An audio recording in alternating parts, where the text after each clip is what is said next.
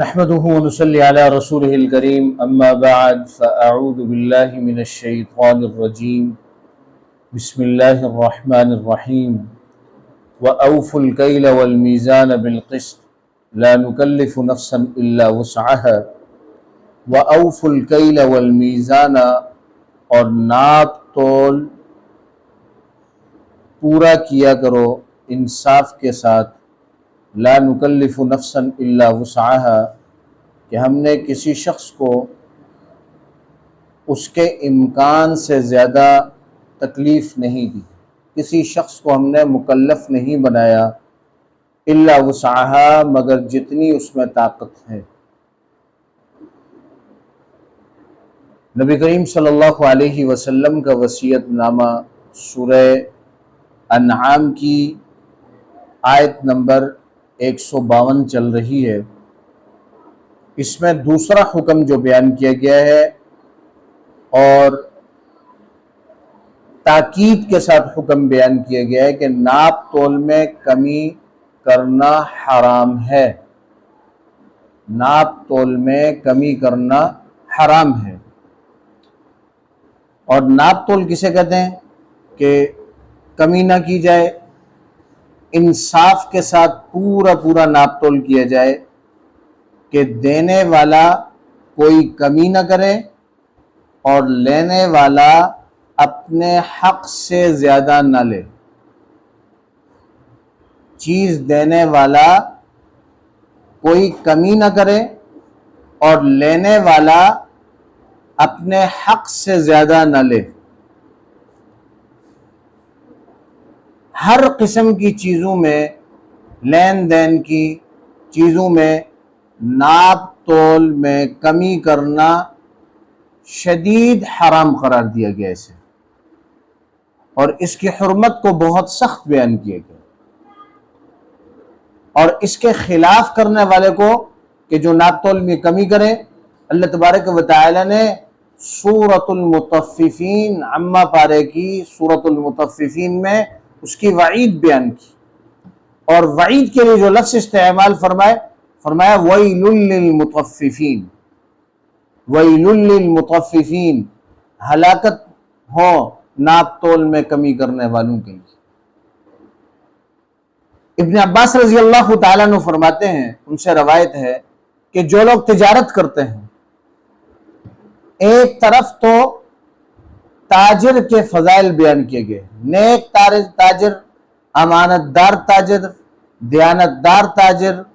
حق سچ کے ساتھ اپنی اشیاء کو بیچنے والا تاجر۔ اس تاجر کی فضیلت یہ بیان کی کہ سچا تاجر قیامت والے دن نبیوں کے قریب ہوگا، اور دوسری طرف کہ اگر کوئی تجارت میں لین دین میں کمی کرے گا تو اس کے لیے شدید حکم بھی بیان، سخت حکم بیان کیا گیا کہ لین دین میں کمی کرنے والے کے لیے ہلاکت۔ تو ابن عباس رضی اللہ تعالیٰ عنہ سے روایت ہے کہ جو لوگ تجارت کرتے ہیں انہیں سمجھانے کے لیے کہ نبی کریم صلی اللہ علیہ وسلم نے ارشاد فرمایا، جس کا مفہوم یہ ہے کہ یہ جو ناپ تول ہے یہ وہ کام ہے، ناپ تول کا یہ وہ کام ہے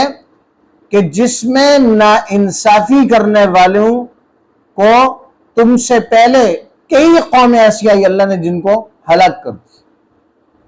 اور معروف قوم کہ جس کو ناپ تول میں کمی کرنے کی وجہ سے اللہ تبارک و تعالی نے عذاب دیا، وہ شعیب علیہ السلام کی قوم۔ یہ تاجر تھے لیکن ناپ تول میں کمی کرتے تھے، اور ان کا سب سے بڑا جرم یہ تھا، اللہ تبارک و تعالی نے اس جرم سے باز نہ آنے کی وجہ سے ساری قوم کو ہلاک کر دیا۔ اب یہاں قابل غور بات یہ ہے کہ ناپ تول میں کمی کیا صرف ان چیزوں کے اعتبار سے ہے کہ جنہیں ناپا تولا جاتا ہے، یا اس کے علاوہ بھی ناپ تول میں کمی کا حکم دیگر چیزوں کی طرف بھی متوجہ ہوتا ہے؟ تو اس کے بارے میں علماء کرام نے لکھا کہ جتنے افسران ہیں، ملازمین ہیں، مزدور ہیں، ان کی جو ڈیوٹی مقرر ہے، جو وقت مقرر ہے، اگر یہ وقت مقررہ میں کوتاہی کر رہے ہیں یا جو خدمت ان کے ذمہ لگی ہے اس میں کوتاہی کر رہے ہیں تو یہ بھی ناپ تول میں کمی کرنے والے کے حکم میں ہے۔ اور اس کی دلیل کیا ہے؟ حضرت عمر رضی اللہ تعالیٰ عنہ نے ایک شخص کو دیکھا، موطا امام مالک میں امام مالک رحمہ اللہ یہ روایت لائے، ایک شخص کو دیکھا کہ وہ نماز کے ارکان میں کمی کر رہا تھا۔ تو حضرت عمر رضی اللہ تعالیٰ عنہ نے فرمایا کہ تم تو تطفیف کر رہے ہو، تطفیف یعنی کمی کر رہے ہو۔ امام مالک رحمہ اللہ نے اسی روایت کو سامنے رکھتے ہوئے امام مالک رحمہ اللہ نے فرمایا لِكُلِّ شَيْءٍ وَفَاءٌ وَتَطْفِيفٌ، ہر چیز کا ایک پورا حصہ ہے اور پورا ادا ہونا ہے، اور ایک اس میں کمی کرنا ہے، وہ چاہے تو ناپ تول کے اعتبار سے ہو، چاہے وہ زندگی کے دیگر معمولات کے ساتھ اس کا تعلق ہو۔ تو اس لیے کوئی وزیر ہو، امیر ہو یا معمولی ملازم ہو، اور اس کے ساتھ ساتھ دفتری کام کرنے والا ہو، علمی دینی خدمت انجام دینے والا ہو، ان سب کے یہ حکم یہ ہے کہ یہ اگر وقت میں کوتاہی کریں گے یا جو خدمت ان کے ذمہ لگی ہوئی ہے اس کے اندر اگر کوتاہی کریں گے تو یہ ناپ تول میں کمی کرنے والے کے حکم میں ہو کر وَيْلٌ لِّلْمُطَفِّفِينَ، ہلاکت ہو ناپ تول میں کمی کرنے والوں کے لیے، اس کے زمرے میں ہو۔ تو ضرورت اس بات کی ہے کہ ہم دین کو صحیح معنوں میں سمجھیں۔ آج ناپ تول میں کمی کا جو مفہوم ہے، یہ مفہوم بس صرف ہم نے دکاندار یا ریڑی بان کہ جو ناپ تول کر چیزیں دیتا ہے، ہم سمجھتے ہیں کہ ناپ تول میں کمی کرنے والے صرف وہ ہیں۔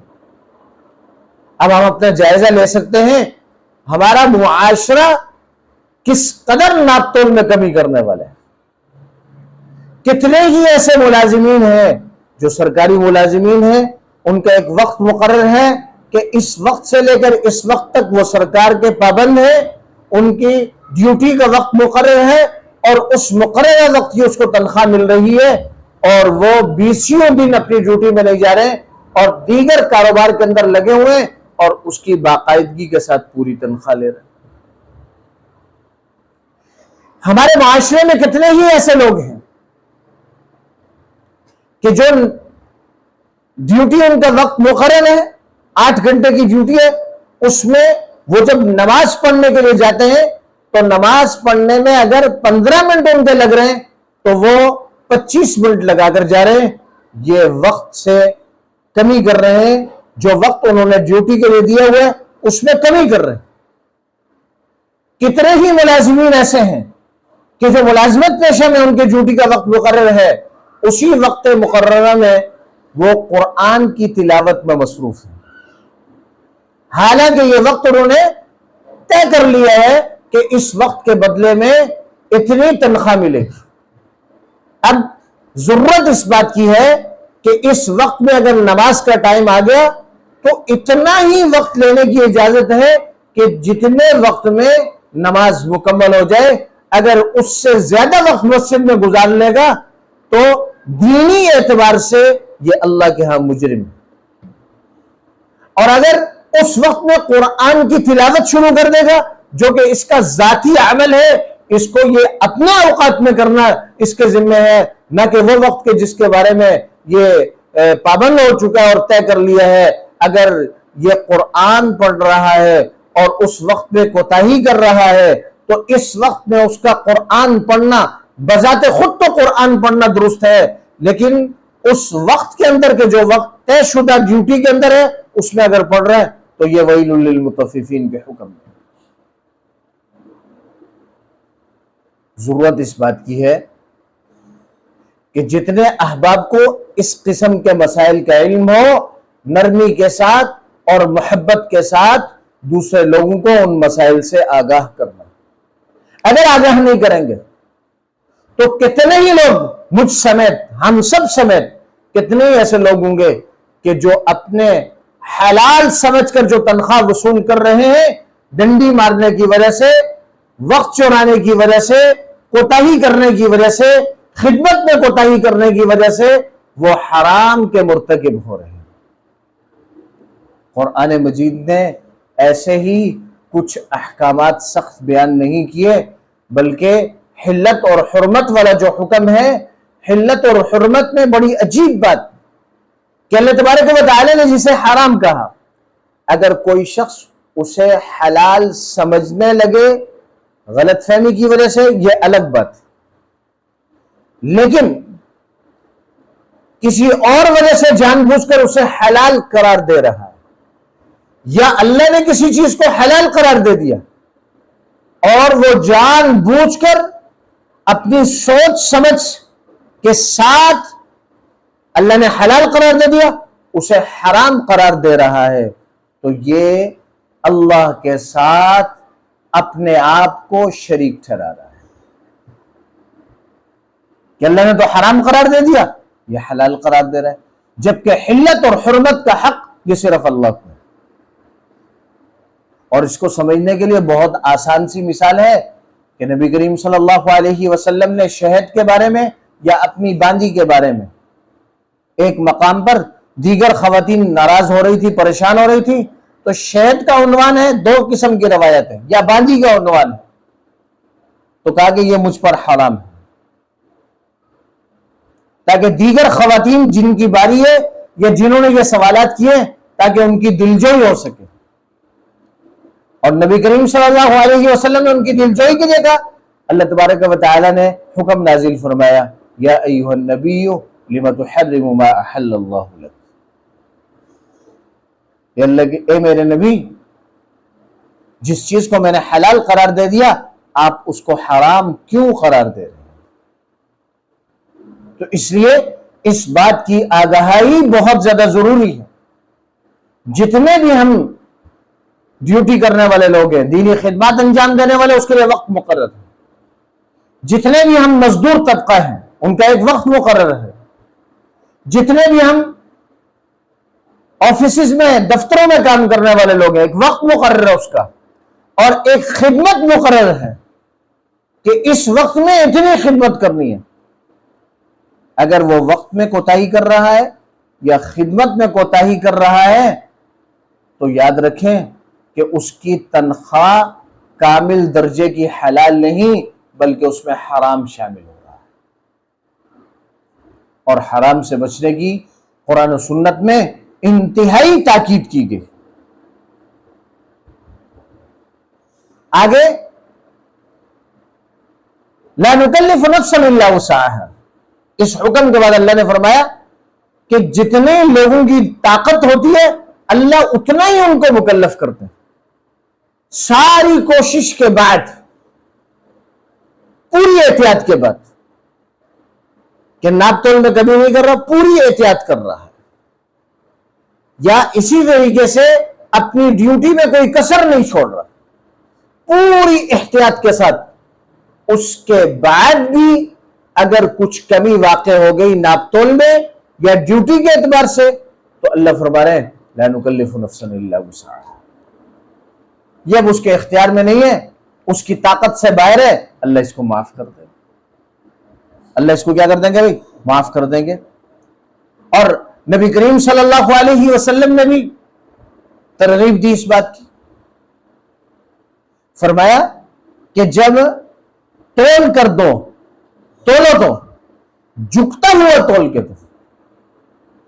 جب تولو تو جھکتا ہوا تول کے دو. یہ کمال احتیاط ہے. یہی وجہ ہے کہ بڑی خوبصورت سی بات کہ دکاندار کو پیسے دیں تو گن کر دیں، اور دکاندار پیسے لے تو گن کر لے.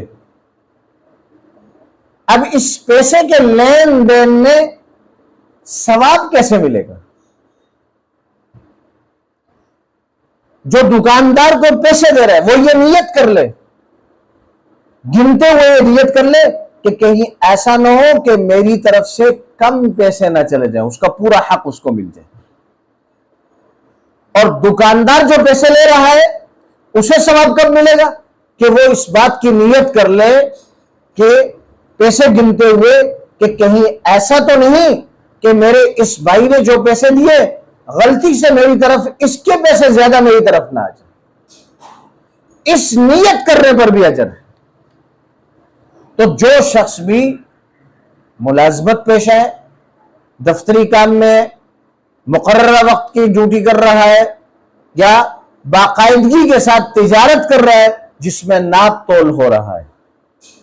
تو چاہیے، ضرورت اس بات کی ہے کہ ہم ناپ تول میں ہرگز کمی نہ کریں، کیونکہ ناپ تول میں کمی کرنے کی وجہ سے مستقل طور پر اقوام کو اللہ تبارک و تعالی نے تباہ کیا۔ اللہ تبارک و تعالی سے دعا ہے کہ اللہ رب العزت ہمیں قرآنی احکامات، قرآنی تعلیمات سمجھنے کی توفیق عطا فرمائے، سمجھ کر ہم سب کو عمل کرنے کی توفیق عطا فرمائے۔ وآخر دعوانا ان الحمد للہ رب العالمین والعاقبۃ اللهم إني ضعيف فقوّني رضاك ضعفا وخذ إلى الخير من أسيرك. اللهم ربنا آتنا في الدنيا حسنة وفي الآخرة حسنة. اللهم ربنا آتنا في الدنيا حسنة وفي الآخرة حسنة. اللهم اغفر لي وللمؤمنين والمؤمنات والمسلمين. اللهم إنا نجعلك في نحورهم ونعوذ بك من شرورهم. صلى الله تعالى. آمين.